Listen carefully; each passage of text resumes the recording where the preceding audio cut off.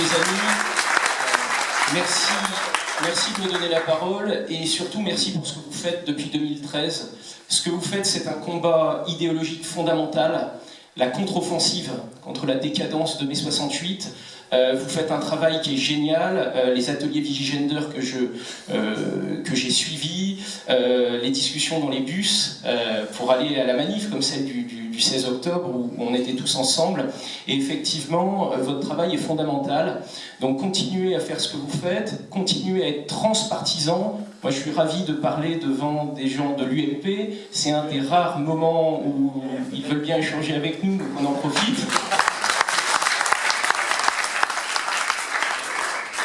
Voilà, la situation du pays est grave, on le sait, menace identitaire, menace sur notre souveraineté, mais également menace sur notre socle anthropologique. C'est ça que vous défendez.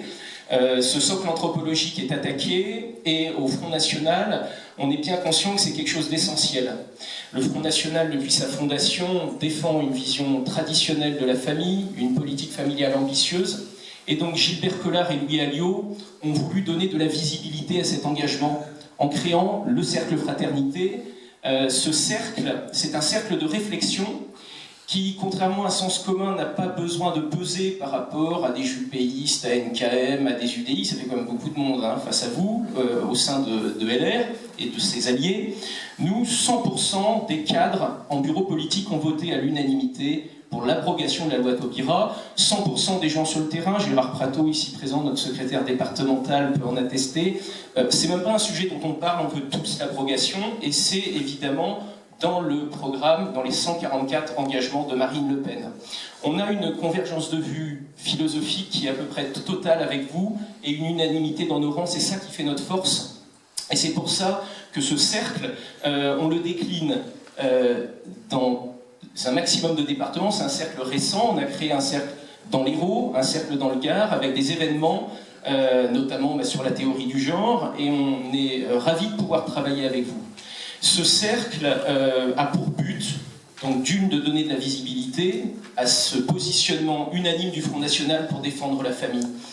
Il a également pour but d'alimenter le programme du Front National en propositions, des propositions même philosophiques. Et c'est une des choses aussi qui nous différencie de nos camarades de LR ici présents. On essaie au Cercle Fraternité d'avoir une vision philosophique globale.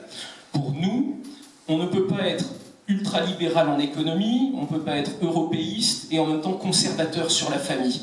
Notre philosophie, c'est une philosophie de lutte contre la décadence de la France dans tous les domaines. Donc on est pour des frontières économiques, pour éviter cette folie du marché mondial sans frontières. On est pour des frontières politiques et migratoires, pour éviter tout ce qui nous menace aujourd'hui, mais on est aussi pour des frontières morales. Et c'est toute la cohérence de notre système de pensée.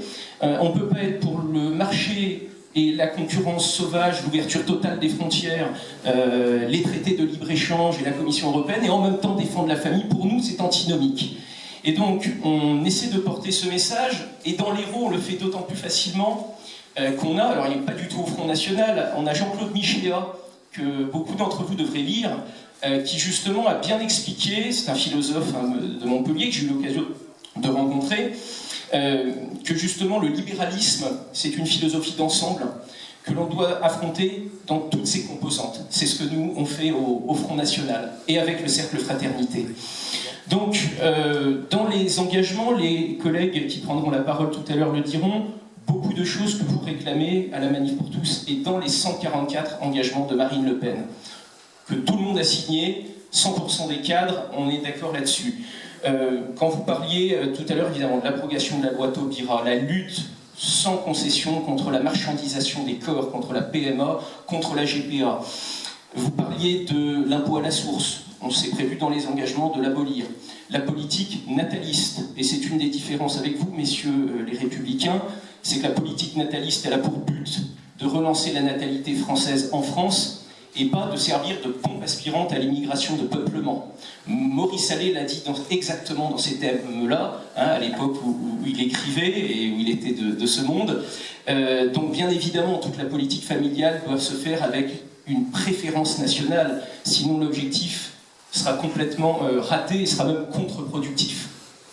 Donc cette offensive, on la mène. On est content lorsque des gens chez LR peuvent partager, battre le pavé avec nous dans ces combats-là.